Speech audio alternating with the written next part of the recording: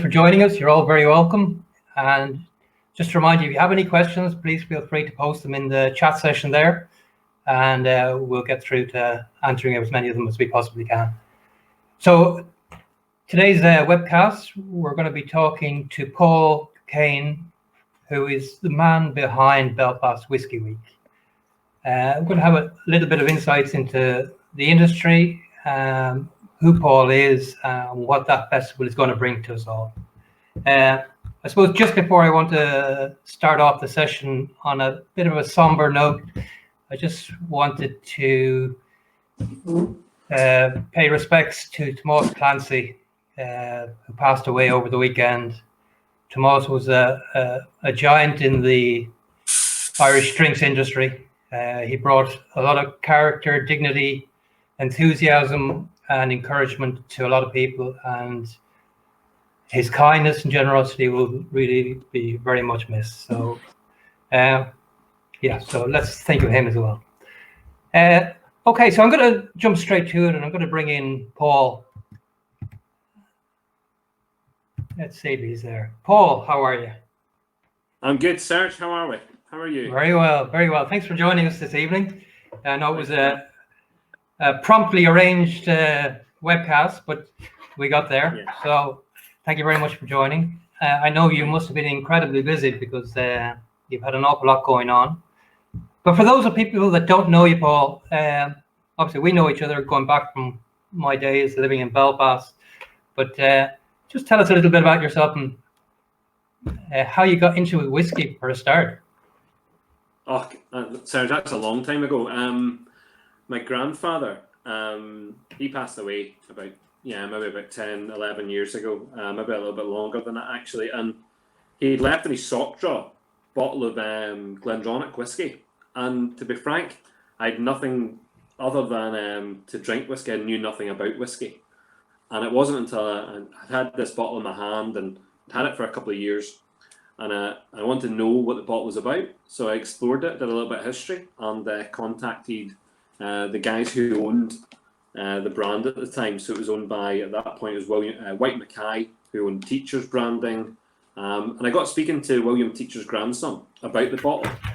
And that was very interesting. So he offered me £300 for the bottle. I said no, I'll happily keep the bottle as a keepsake for my grandfather. And that got me into the collecting aspect of whiskey. But the drinking aspect came, I suppose, after that, in terms of wanting to taste as many whiskies as possible. So yeah, lots of Scotch. And then when I moved here, I've been here in Belfast now for about 10 years, 9-10 years. And drinking Irish whiskey, that's when I first started drinking Irish whiskey. So my first ever Irish whiskey was a Redbreast 15. Okay. No halfway house. Yeah, it was a very good whiskey, but I think when I went to the 12-year-old, I was sold on the 12, Yeah. I know you've tried a lot of different whiskies, and you founded the Belfast Whiskey Club up in Belfast. Yeah. How long ago was that now? So that kind of came into my lap. So basically, we had a club that was forged out of the Hudson Whiskey Bar with one of the owners at the time, a guy called Michael Morris. And Michael Morris, he's now head international sales rep and marketing for Hinch Distillery. Fabulous guy. He set up the club, and unfortunately, the bar was being sold at that point, and guys were moving around, and there was going to be no club. So about 5 years ago, yes, I took on the club and established it as Belfast Whiskey Club, because before that, it was just got the Hudson Whiskey Club. And yeah, we've moved into the Duke of York. We've been there, for 4.5 years now in the Duke of York, and it's been great. We've been well supported by Willie Jack and the guys down there, Paul O'Hare and Rab and Ray and everyone that works in the Friend at Hand. Yeah, and of course, Belfast has a very strong history of producing whiskey. And also, it has some very strong names behind it. You mentioned Willie Jack there. I'd say single-handedly, he's probably done the most for whiskey in Belfast, up north, and wider still.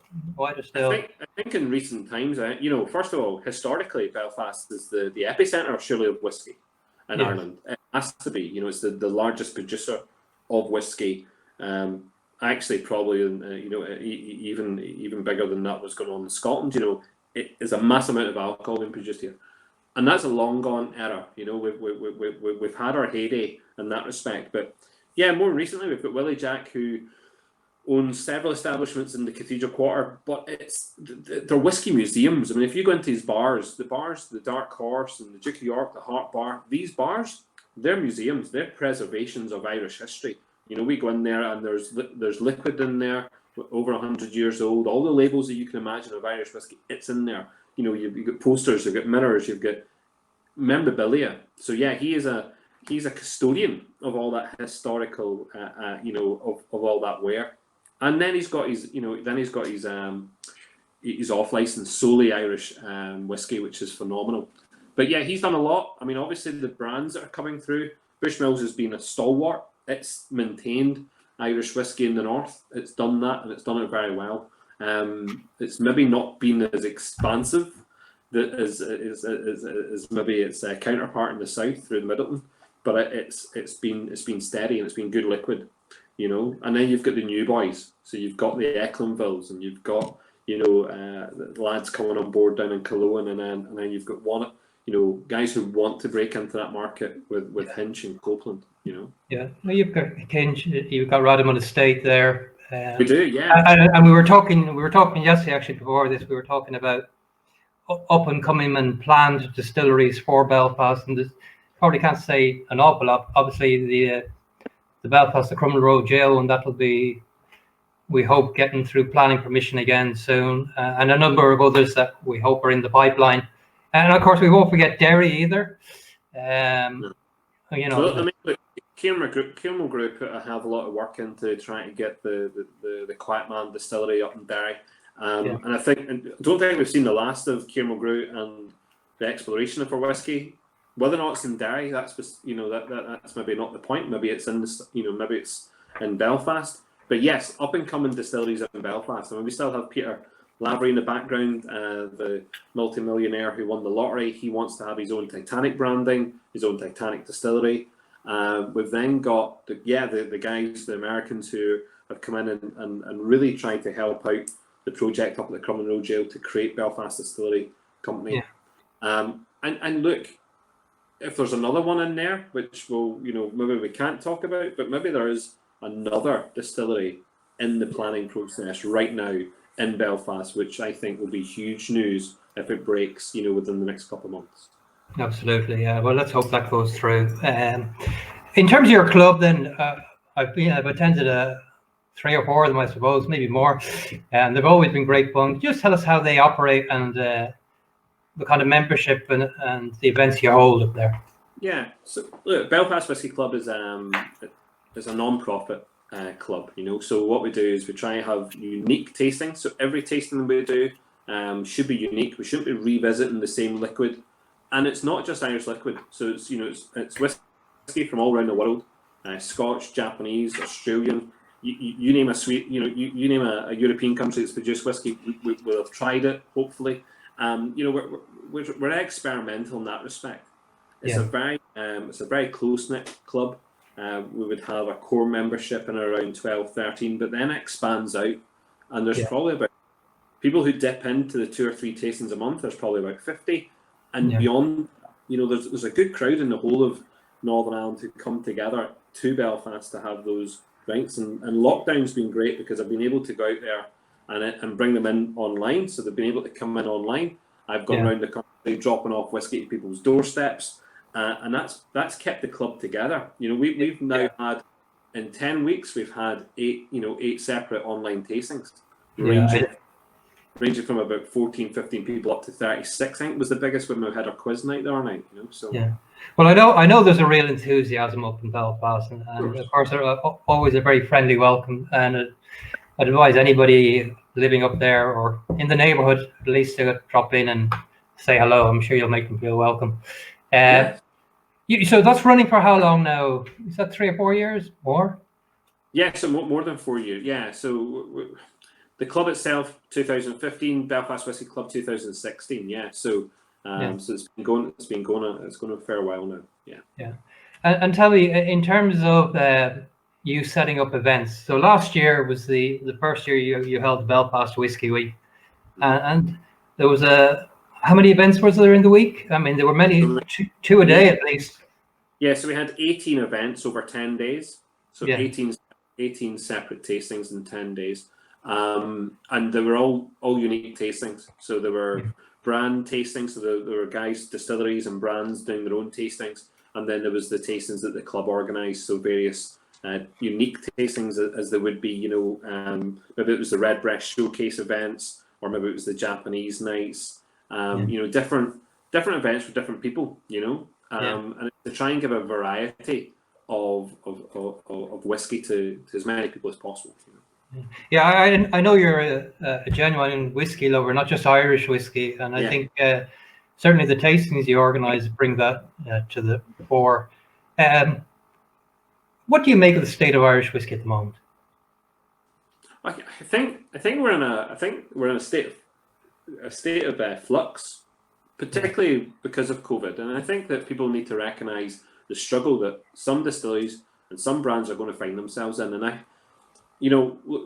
I came to the decision back in February, to decide from my own business point of view, from my own businesses that I have, my dental practice, any of the work I'm doing with film, any of the work I'm doing with, with my football club that I'm a director of as well. Anything to do with that, I was taking decisions in January and February about the future of those businesses. Yeah. And when it came to the Belfast Whiskey Week, with the Belfast Whiskey Club, it was easy. I just went, I'll do my online tasting, no bother. Yeah. But I had to think about the Belfast Whiskey Week and whether or not that was something that could be sustained as an online presence. And you know what? I just went for it. I decided if I either close it up, don't do it this year, or do something. And I thought to myself, the reason to do it is not for my own pleasure, because it is. I mean, it's pleasurable, but it's for the industry, specifically for the industry. I want to make it quite clear that I believe the industry needs at this point in time a conversation, a continuous conversation. And if you've got showcase events that are being closed down, that cannot be operational because of the situation we're in, a lot of the distilleries are finding it very difficult to go out there and get their message out there to the consumers like they normally would. And if at big events such as Dublin Live, such as Whiskey Social, such as any type of festival that might have been running. Well, I mean, Pro Live was cancelled, for example. Yeah, exactly. Anything like that, that's a loss to the industry. It's a loss to the distilleries having the opportunity to have those discussions. It's also then a loss for us, the consumers, the people who want to have that enjoyment and have that fun. And I was in the process of organising what was going to be hopefully the largest online Irish whiskey tasting involving 6 distilleries at the same time. And I thought that was pretty impressive. We were going to try and get Guinness World Records in for that, just to create a record. And I thought, do you know what? Put that to the side. I don't need to worry about the world record, but what I do need to worry about is how can I move all of the sessions I want to run in, which would be in bars or restaurants, how do I move that online?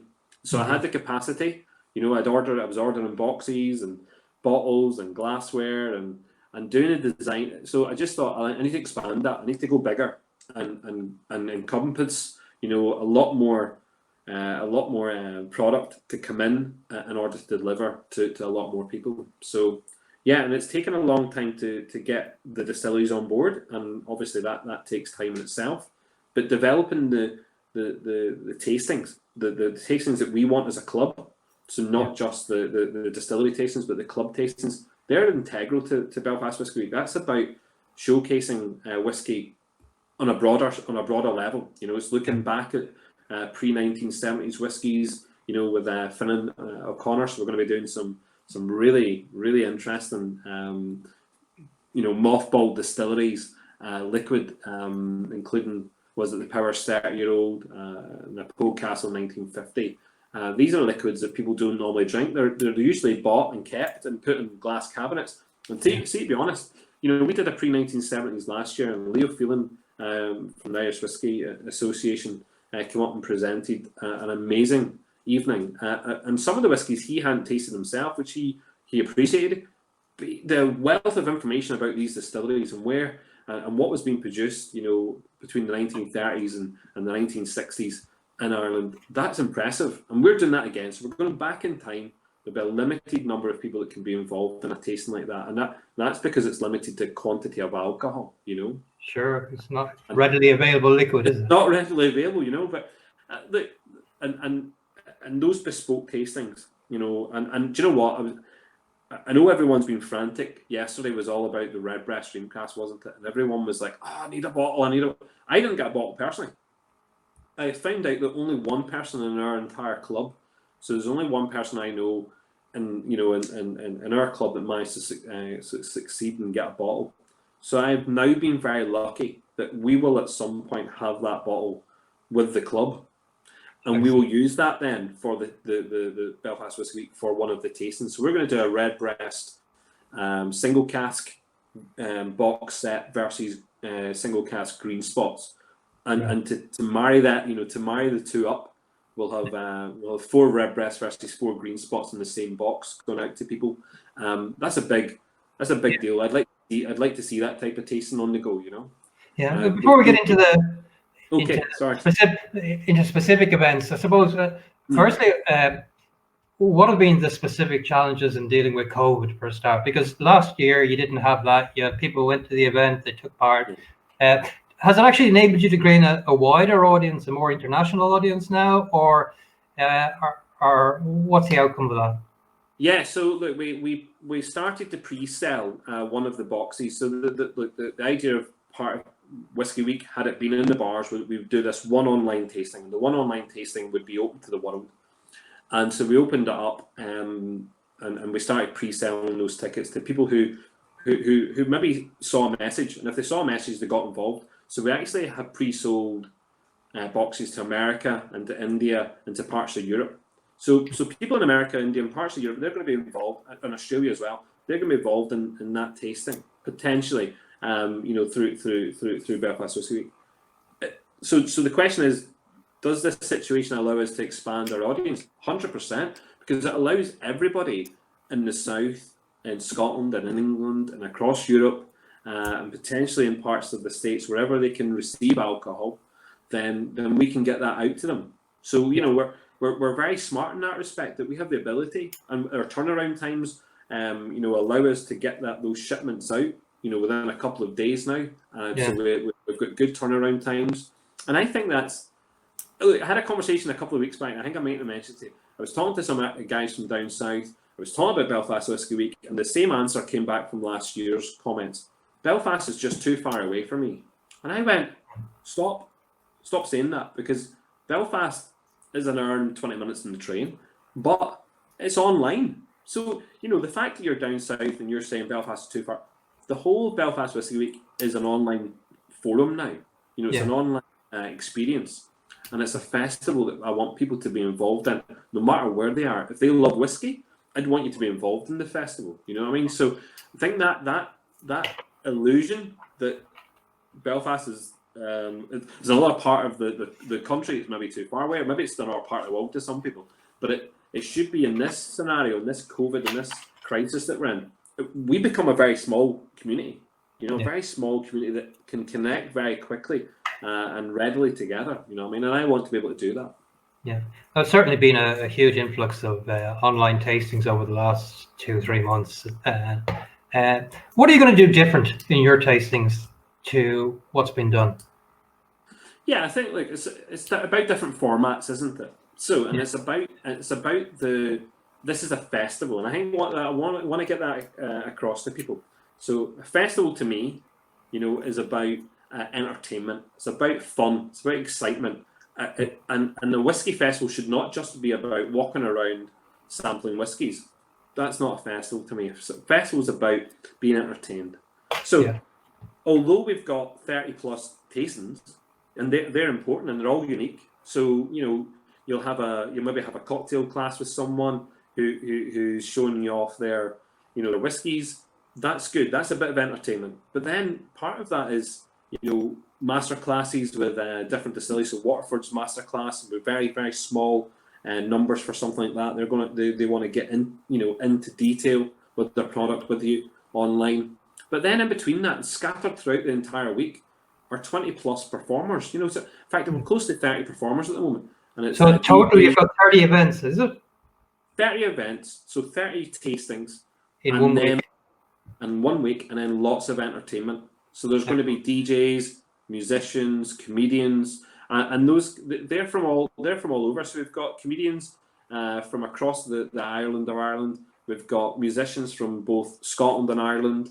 You know, DJs and some big names as well. It's not just like the local guys. We've got guys with a bit of TV interest and stuff. You know, so it's. Do you know what? And I'm speaking to people who don't even drink whiskey, and they're like, "That sounds like something fun, not just without the without whiskey." People need a lift, I think, now, and you know, and I'm thinking, you know, we're starting to come out the other side of this now, thankfully. And is there a possibility that some of the events may actually be non-virtual, real? Yeah. So the potential is that, and we've been looking at how we can get some people into some venues just now, even to find out whether or not we're pushing boundaries, pushing the rules. But I think by the end of July, yes, when this kicks off on the 24th of July, that we should have some venues that will allow for sessions to take place. Now, they will not have full bar capacity, but to have a tasting, to have it segregated into social distancing measures, then yeah, that might very well be a possibility. But everything is able to be catered for directly online, and if we're lucky enough to be in venues, then here I know for a fact that some of the distilleries they want to be in venues, they want to be face to face. So if they can take that opportunity and do both at the same time, then I'm sure they will. Yeah, certainly nobody's done one, not that I can recall, a mix of live and virtual together. So that would be interesting. You know, could you just go through the mechanics of how this is going to work? You said there's 30 events. I know you have a whiskey week site. What's the address of the site, just for people that are? So the webpage is pretty simple. It's just going to be www. and it's belfastwhiskeyweek.com. When that goes live with all the events on it, Serge, when that goes live, you will have a list of the events on the webpage. You will click onto the events you want to be involved in. It will direct you to an Eventbrite site, and you can purchase your tickets from that. When you purchase your tickets, you'll be giving us your details, your address, and then you'll also be giving us your email address. In doing so, you'll get the packs sent to you personally, and then and particularly if you live in Ireland and in the north. We will be hand delivering the majority of that, so that'll be getting hand couriered to your door. If you live obviously elsewhere, we're going to be obviously using courier services to get to you. But I suppose the mechanics of it is quite simple. We're going to be using two different platforms. When you sign up, we're going to be sending you links so you can log on and be part of a There's two main ways in which this will be delivered. There's going to be a platform where you log on just onto one site and you can stay with the festival for the entire day. That will just run on. Each day will be a similar format, and then there'll be part of that when you break off, and people will be able to break away into little rooms and have small sessions between 12 and probably 40 people in each session. They can go off and break away into those sessions. Yeah, I saw a glimpse of some of that packaging as well. I mean, it's superb. So there's been great branding behind it. Who's been able to help you orchestrate all this? It's an awful lot of work for one person. So outside of the distilleries and the whiskey business, have you got any support from Invest in I, Tourism Ireland, Irish Whiskey Association, even? Yeah. So no, look. First of all, this is not done in conjunction with any fiscal partner. So no one. There's no. The entire cost of this falls down to myself and to the people who are closely linked to this. There is no big partners. There would have been civic partners involved had we been, I suppose, in an enclosed environment. We would have had partners involved because we wanted to have a ball. We were discussing having a black tie event, and we would have had civic partners, including Belfast City Council. And including some sponsors. But no, now we're in a position whereby the people who have supported us are the people that we're going to get product from. So it would be like we've used John Daly at the Whiskey Craft IE to get the packaging, the beautiful wooden boxes you've seen. Yeah. We've got Johnny Lloyd, who works for a company called Studio Stereo, who's a member of our club. He's done all the design work. So everything, all that beautiful, writing, all the imagery, everything, anything to do with the design that comes out of the websites, that's all through Johnny. Fair play to him. He's done rightly. And then we've got Ethanol Distillery. I mean, yes, they're involved with the festival, but they've come on board as being the place where we can do our bottling. So mini bottling, we can label there, we can bottle there, and we can package there. And then we've got Anthony. So fair play to Jarlath and Shane for letting us use the distillery. And then we've got Anthony from Irish Whiskey Auctions, who's going to be our courier. He's going to be the one sending packages out. Yeah. Left, right, and centre. So we've got lots of people who have helped directly, and then we've got the guys who are involved directly with the week. Would be Jamie Cotter. We've got Nigel, who might know his Mr. Whiskey is his handle, and then we've got Phil Crawford, who's Causeway Coast Reviews. So I've used them really as soundboards. They've been very helpful so far to help the project come along. But unfortunately, I think this year a lot of it's been down to me putting the graft in, working hard, trying to make it work, and for the love of it more than anything else, but knowing that something needs to happen. So I presume on a personal basis, it's a huge time commitment. But your own business now, your dental practice, presumably is in lockdown. Yeah, so we're still in lockdown. I know that the BBC News and a couple of other news outlets said we're all going to be back to work on Monday. That's bollocks. Just to put that out there, that's not happening. If you go and speak to your dentist, they're not going to do anything different. So we're going to be in a phased lockdown right up until January next year. So that's really? fact.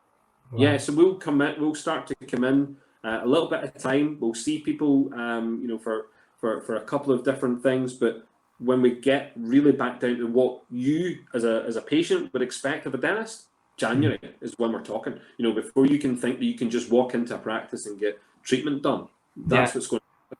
Everything else will be tweaking it here and there. So look, I mean, that's been tough. That's been very tough. Financially, that's been very tough. People need to realise that people might think that dentists are minted. That's all right if you're getting money, but you can't generate an income for what's that now? 11 weeks of not been able to generate income. And you have to keep staff. You were telling me. Yeah, we have to. The rules are we have to keep all of our staff. So we're in a position whereby all of our staff are at 100% pay, not furloughed, not allowed to be furloughed. So so my wage bill, past how that's been paid. Yeah. But it's been paid somehow. You can argue with your bank manager after, and hopefully something. Exactly. Yeah. Look, I have to say, in terms of branding, it's been really forward contemporary branding as well. So from that side of it, and obviously being in the magazine business, I appreciate the nice contemporary design, and it's nice to have a forward rather than a completely retrospective look of what whiskey is. So I'm hoping you're going to attract a younger audience as well now. Do you know what our slogan last year? We had a slogan, and we kind of went in with, if I remember right, it was like, whiskey's no longer your dad's drink. That kind of idea, because it's not. Whiskey needs to be explored by the populace. I hate to say it, but the whiskey club that we have in Belfast is attracting a younger crowd. It's also attracting females to the club, which has been very interesting in the last couple of years. That there's a younger crowd and female drinkers. So that's been great to see. And I generally do mean that without trying to sound patronizing. No. It's very good. And because, when you do think of people drinking whiskey, in the main, it's old men sitting at bars, and that's no longer the case. Whiskey is a fabulous drink to sip on, to enjoy, to relax with.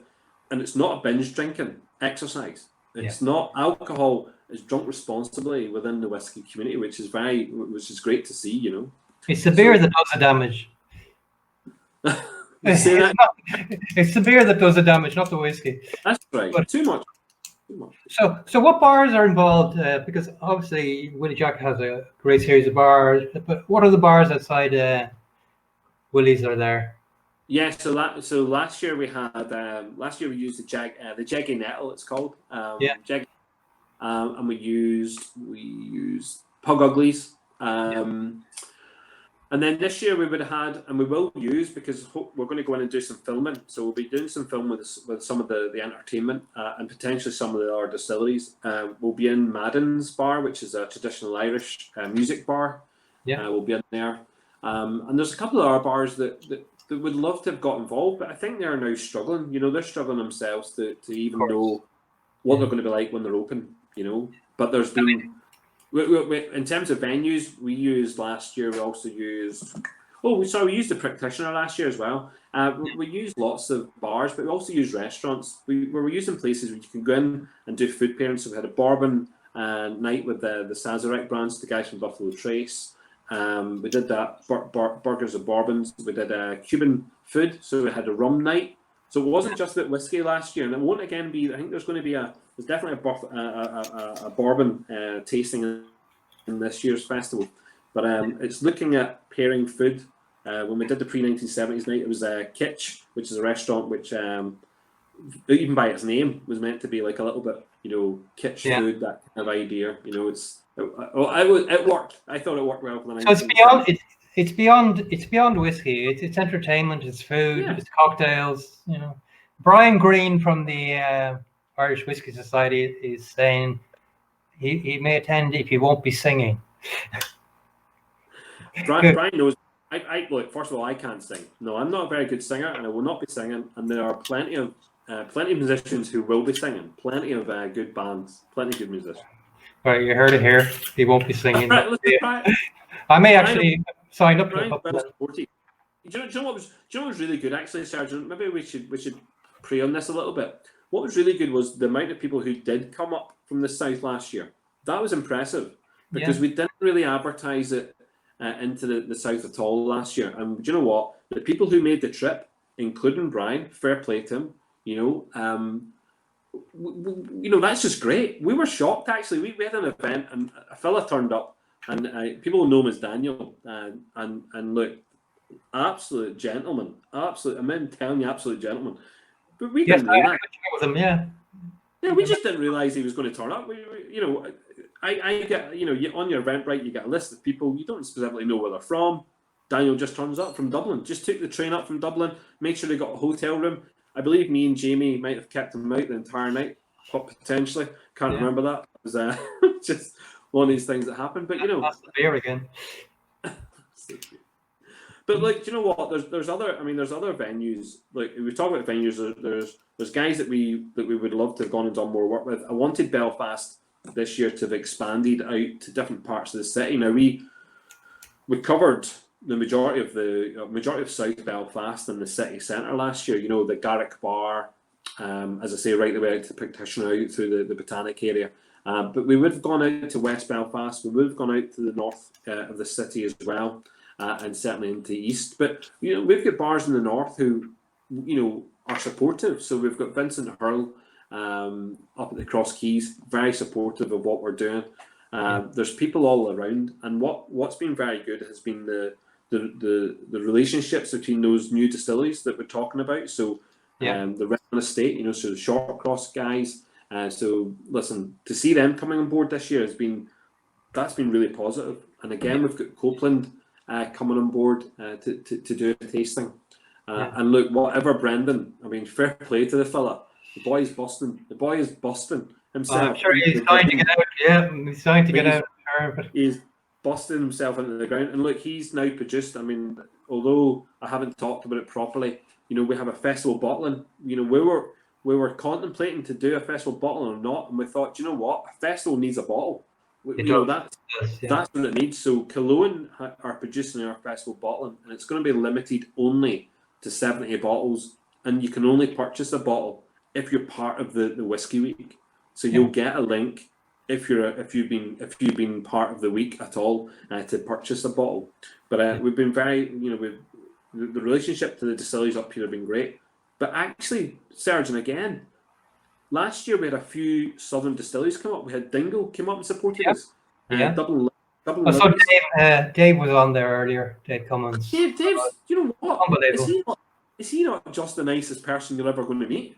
You know, Yeah. he just seems to come across as being so nice. You know, Yeah. but he was, and you know what? I think there's a lot of people. Dingle for some people is like Marmite, isn't it? It's like, I don't know if I'm going to like it. You try it, you either like it or you love it. And I tell you what, there was this whole, expectation around bingo. Everyone in that tasting, everyone we had in that tasting that night, fell in love with Dingle.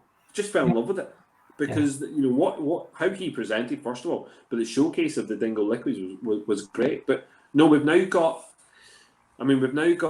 the contacts from down south, the distilleries from down south. That it's just it's going to be awesome to see them coming up here. You know, So it's pretty much going to be an All Ireland event out of Belfast, which is great. And why not? I mean, I've left Belfast now. What is it?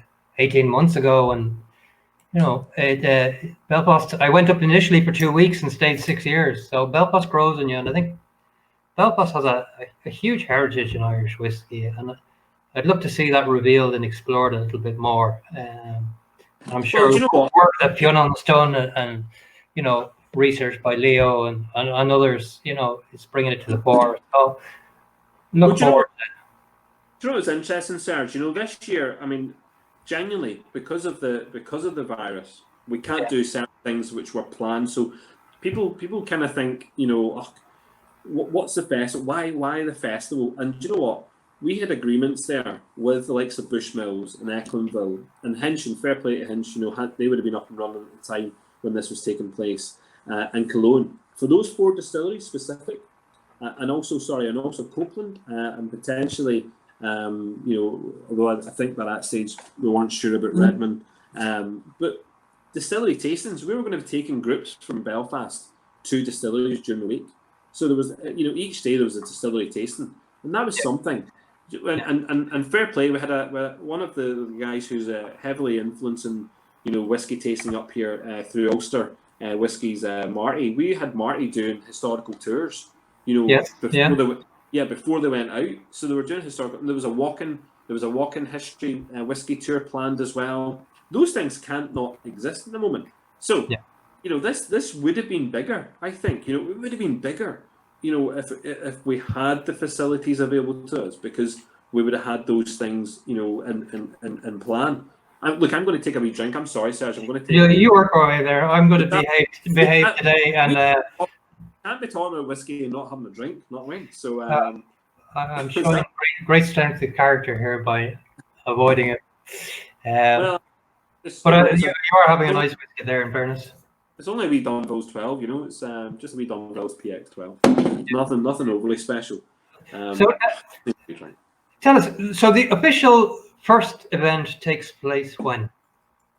So the first event will take place at 1 o'clock on the 24th of July. So 1 p.m. Okay, and where is that lined up to go?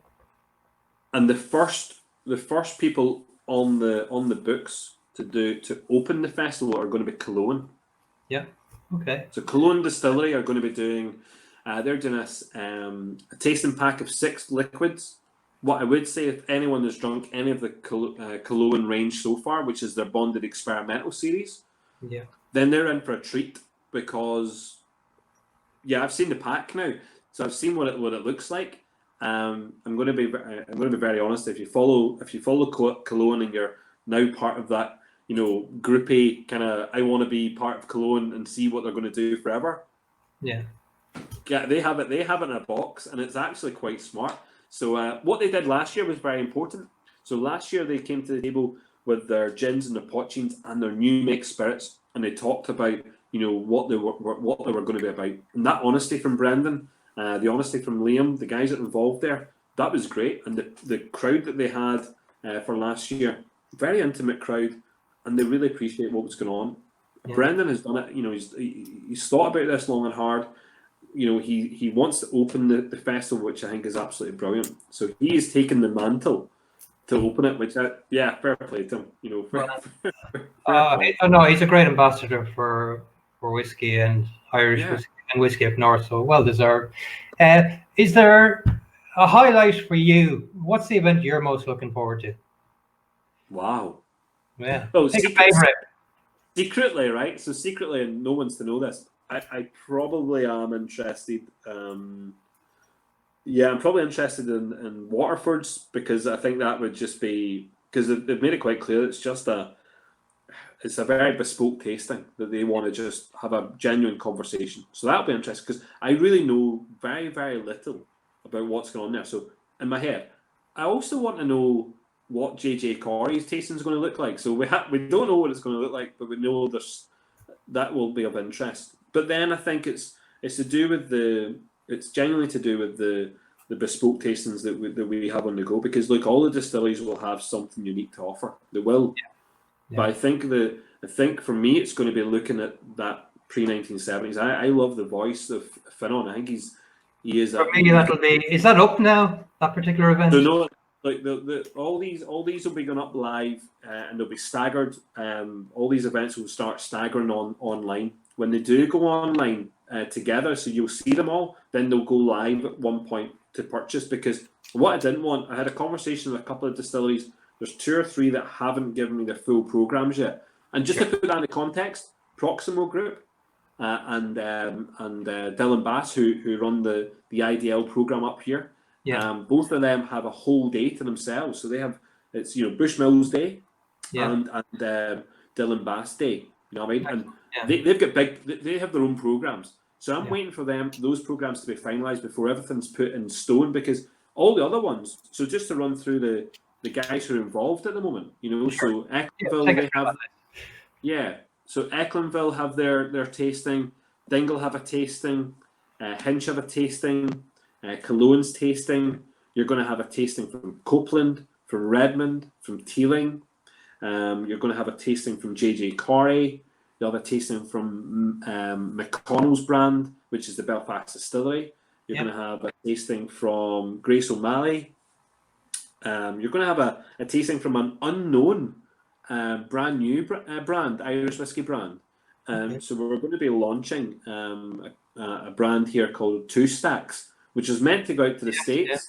It's meant to be launched in the States, and they're going to launch now at Belfast Whiskey Week. So they're actually going to be the last. They're finishing the Belfast Whiskey Week. They're going to be the last act to go out, but that's an exclusive. So all their product, they're going to be putting out, will be launched here in Ireland, and actually I think that's just fabulous that they want to use us as the launch platform.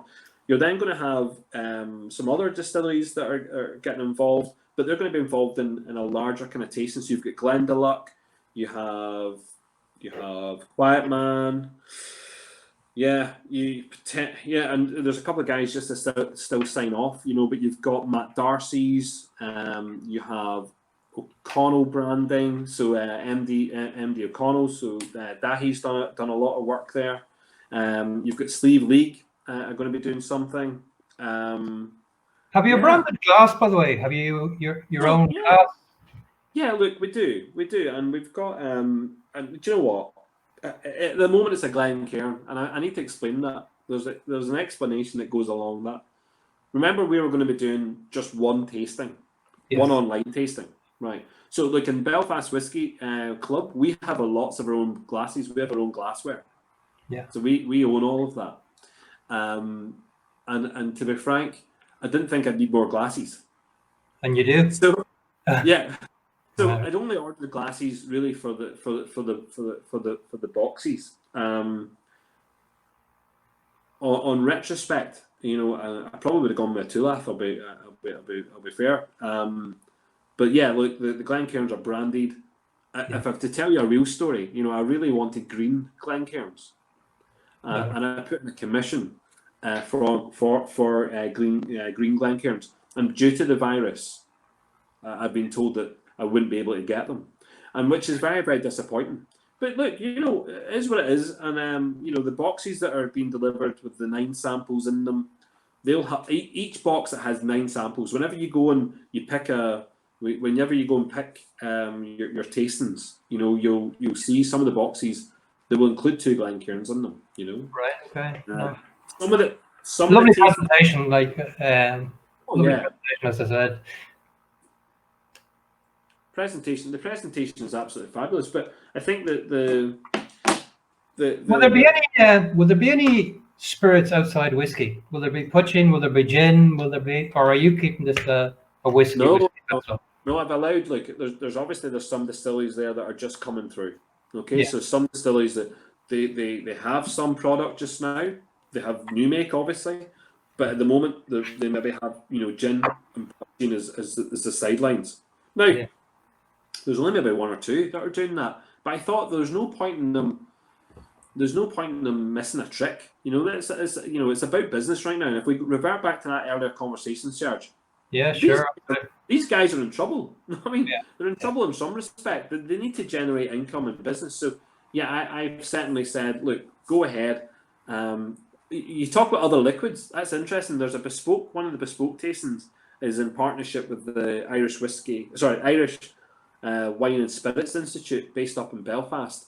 And they are doing a tasting which is whiskies that are finished in wine casks. You know, and an example of that would be the Redbreast Listowel, yeah? Yeah. And then they would pair it next to the Listowel Sherry. Yeah. So okay. So you see what they're doing there. No, I mean and they'll be looking at, I think, the Bordeaux wine finishes. And there's, I like that. I like the fact we're not just talking about whiskey. There's other parts to it. There's definitely that. I think the bourbons make a big difference. There's a lot of bourbon drinkers in the whiskey community. I know that we taste them at our club all the time. In fact, I think at least every second tasting we'll have a bourbon, and it's good just to open up and taste those bourbons, Yeah, excellent. But I mean, an awful lot of work. Obviously, getting 31 events organized in a year would be a massive achievement. Getting the week done would be. Can you give us a broad spectrum of the price range? So these events will start at £10. How much, Serge? How much? No, don't mind me. Yeah, we'll be starting at a tenner, and here a tenner would be great. If we could send it out for a tenner, that would be the way to do it. Yeah. I think that's the issue. I think price points here are going to be between £30 and about £55 for the majority of the tastings. Yeah. So £30 to £55. Some of the more bespoke ones. So let's be honest, the high end tastings that will be done with limited people, limited coverage, they're going to be much higher. So look, at the moment, the exclusive box, which is on sale just now, and I've kept it at the price just now until, and it will be on there until everyone's finalised. That's £130. So £130. I think that's value for money. And we talked about, I've talked to a lot of people, about the value of this. And I've asked questions. So I want to make sure that I'm pricing things at the right thing. I mean, I don't want to be, so I know for a fact there's going to be a Redbreast tasting. So a Redbreast, family of tastings. So it'll be the 12-year-old, the 15-year-old, the Listowel, the 21-year-old, a 12-year-old cask strength, and the 27-year-old Redbreast. Now, be honest, Serge. But 50 mils each, how much would you pay for a tasting set like that? And that. Yeah. So, but if I told you that's going to be very cheap, you should be very, very, excited by that. That's going to be a very cheap tasting. We're going to make that as cheap as possible. Do you know what I mean? So, well, I didn't take much convincing, but that week is booked out for me. So, and then a week to recover. But I think the things I didn't probably talk about though are the introduction boxes, and that Serge, that's important. Yeah. The introduction boxes. There's 4 introduction boxes. The first introduction box is an introduction to English whiskey. That's English whiskey. That's whiskey that we're not familiar with. Sure. And that'll be a nice cheap tasting box with some English whiskey in there for you to try and explore. Yeah. There's going to be an introduction to world whiskey. And that's going to look at 9 different whiskies from around the world.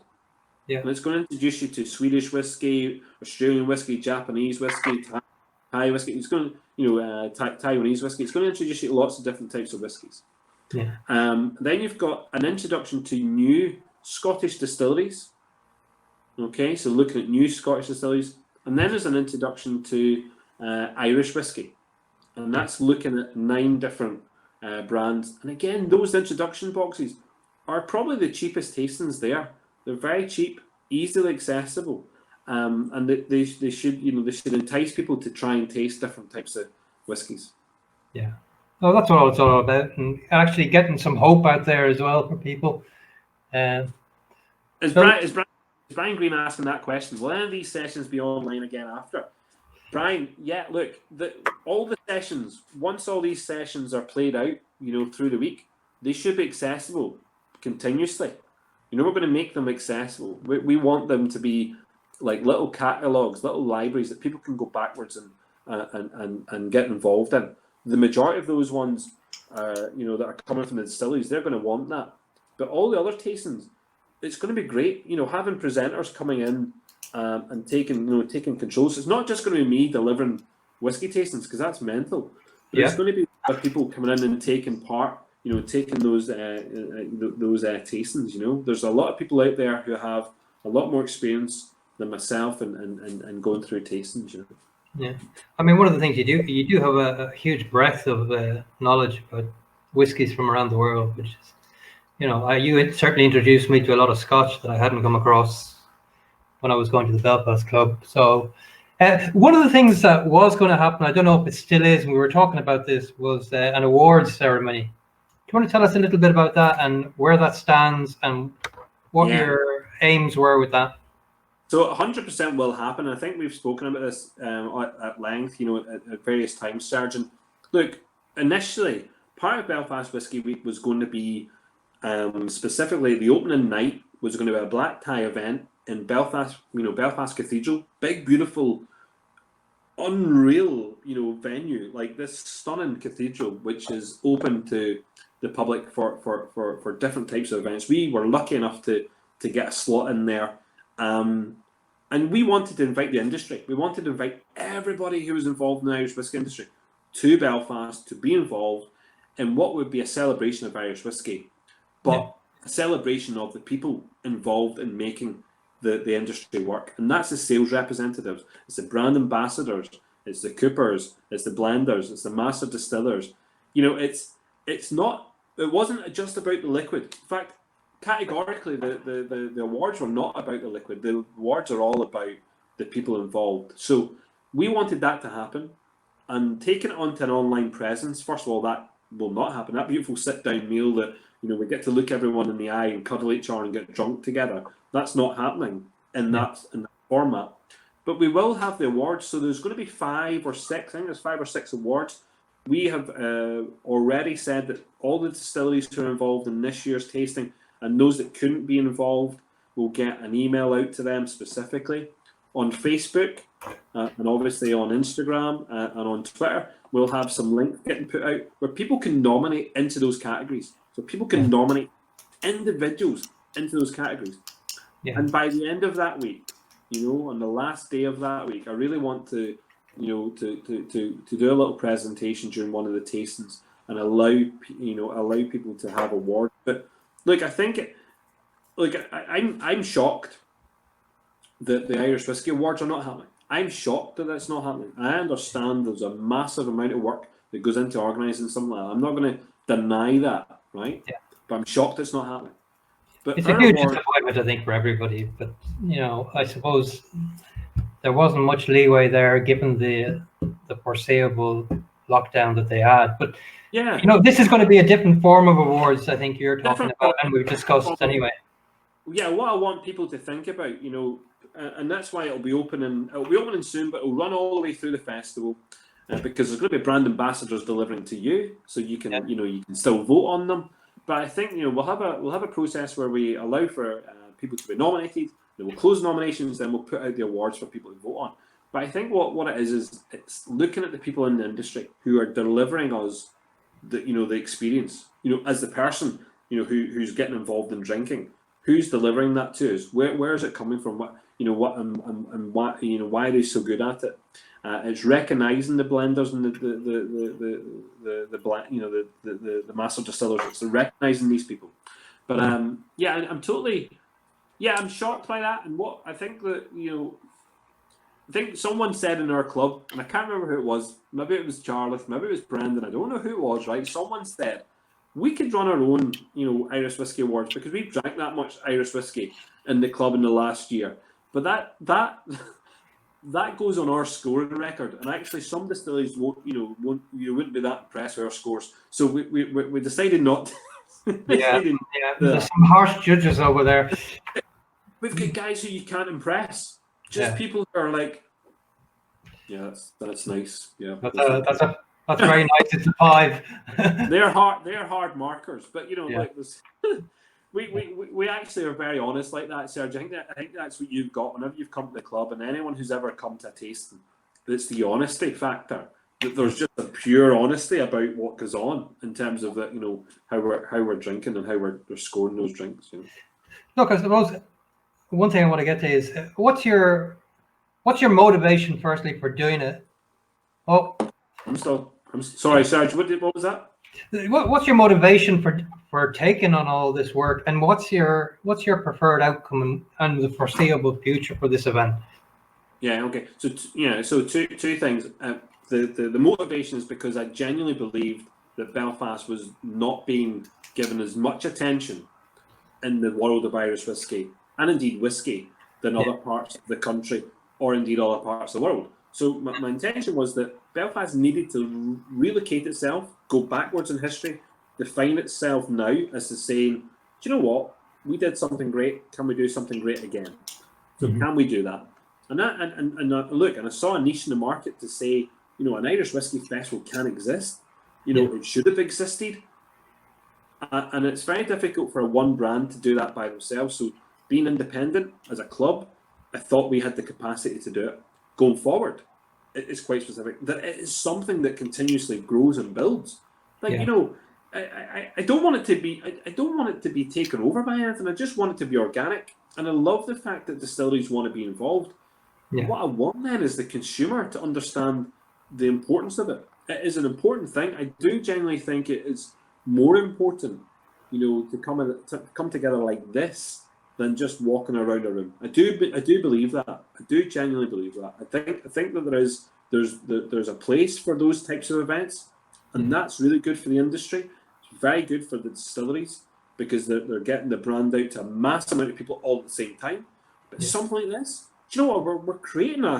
We're creating something that the rest of the world has. Other places in the world have festivals, Serge.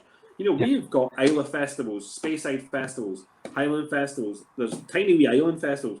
And then you go around the world, you've got festivals in New York, Sydney, different countries. I mean, really, why in Ireland do we not have something which is, is for the people of Ireland to be involved in? And actually, this year's festival, it's open to the world. It's open to everyone and their dog. I think that's the beauty of it this year, I hope it's something that can be maintained going forward. I mean, if this goes well this year as a virtual event, the sky's the limit then for a live and mixed virtual event next year. So I'm hoping you get the backing now, because I mean, I'd like to see Invest in Irish Whiskey Association getting behind this, and if not financially, at least moral support. I think because it's an important thing for the island of Ireland. Yeah, look, I mean, I know very little about the IWA. I know very little about them. I know that they are paid memberships from distilleries and from branding, and they pay into that. So I know very little about that. The Irish Whiskey Society have been great. As I say, Brian Green, superb. Leo Phelan. The guys from the society, certainly we speak a lot on Facebook, no doubt. Those guys are great. When it comes to investment, when it comes to Invest in I think it would take a long time for them to even think that this is something worthwhile. What I would say though is, people like Visit Belfast, Tourism NI. That's interesting because they've now said they're coming on board and want to promote this event. So as of next week, they'll be promoting their events across their websites and across their media platform. That is great because they do see this as being something which is, and do you know what, Belfast, I did say this last year, I wanted Belfast to own the festival. Yeah. So I don't want me and Paul Kane, and I don't want Belfast Whiskey Club. I don't want it to be owned by one person or a small group of people. I want it to be owned by the city. I want the city to own the festival, and for it to be the same type of, grandeur as as the Arts Festival here, or for the music festivals that we have. I want it to sit side by side and say, culturally. And now going forward, as part of the city. Belfast Whiskey Week exists. It's a festival, and it belongs to the city. You know what I mean? That's what I want. Well, I mean, Belfast deserves it, I think. And actually, the way you've done it is it's a Belfast festival for the whole of Ireland. In fact, the audience is worldwide, as you said. So yeah, I'm really looking forward to this year. Be interesting to see where it goes to from here. You know? Yeah, I know. And look, for people who are wanting to get tickets, Serge, for people who are wanting to see the full lineup, this full lineup will be in place in the next, I would presume even the next couple of days. As soon as those two brandings come back, I think we could see this up and running, a full catalogue of events, and for them all to be on sale probably about Friday. And I think that's going to be good. We're going to keep people informed. We're going to keep putting stuff out on all the social media for people to see that. And what I would say though is, a lot of those events will be genuinely, they're all first come, first serve. But they're all like, I would keep an eye on those events which are limited to really 12 people at a time. They're not going to be any more than that. And then the distillery ones, they're going to be around, it's probably going to be about 40 spaces per distillery. It's not even massive amounts, Is there an opportunity to partake without taking liquid? Yes, 100%. Do you know what? There's going to be a one-off ticket that allows you to participate in the entire event without buying any liquid at all. Excellent. Okay. 100%. That allows you to get all that entertainment, because that's what I'm saying. I'm talking to people, just friends and neighbours, people who live around me, and we've had these conversations, and I've said, listen, would you take part in something even if you weren't drinking? They're like, well, here, if there's music and there's comedians, and these are people that they watch on the telly, or people they know, and they go and pay money to watch. Why wouldn't you pay a very small fee to be involved in an entire 7 days, 8-day festival? Yeah. Jesus, we're all part of that, you know what I mean? So yeah, there will be 100%. Look, I'm blown away by the amount of work that's gone into it and how well organised it seems to be. Thank you very much. I'm looking forward to attending, not all of them, but certainly a few of them. But just for people that want the details, so they can get the details on Facebook. It's at Belfast Whiskey Week, and I think on Twitter at Bell Whiskey Week. Yeah, so Twitter's at Bell Whiskey Week. Yeah, and then on the webpage as well. And we'll post the events. We'll post the events also on Irish Whiskey Events and forward them onto your site, just in case people come to it that way. What I will say, Serge, there's one thing. We've got a couple of guys in our club who are a wee bit crazy, and they are. But they asked, would there be a season pass? Would there be a whole week's pass? And I tried to calculate the cost of that, individually for every taste.